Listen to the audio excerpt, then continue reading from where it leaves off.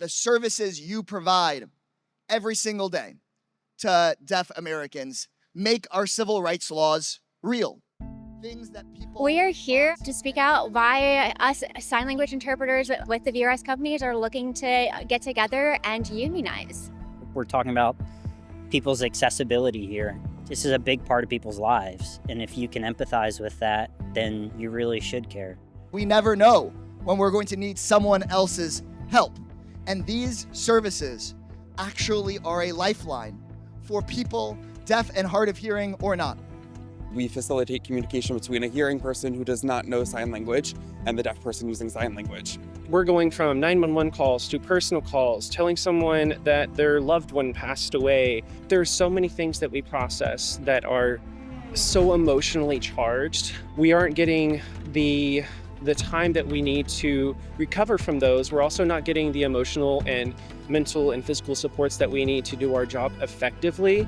It's exhausting. You don't really get a time to take a drink of water or put on some chapstick in between calls. It's really, really fast paced.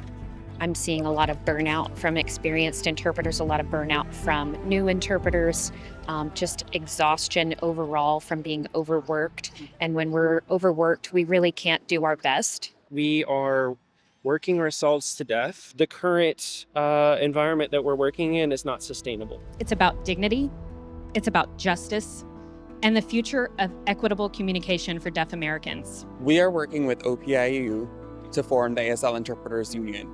We are a national campaign across the entire country.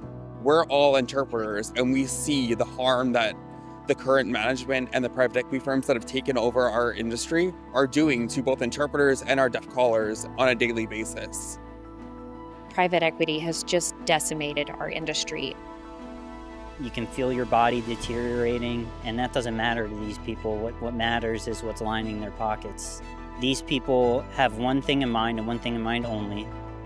How much money can we make? They're not taking into account what's best for the deaf community, what's best for the interpreters. It's all about the money. Collective action is the only way to get results because we've already tried individually and we have failed.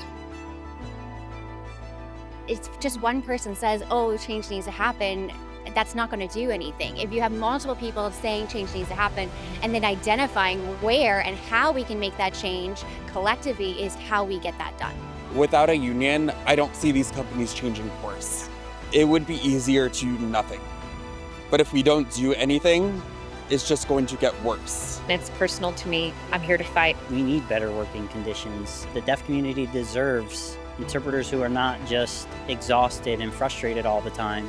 Giving up is not really an option. It seems like a fight that needs to be fought.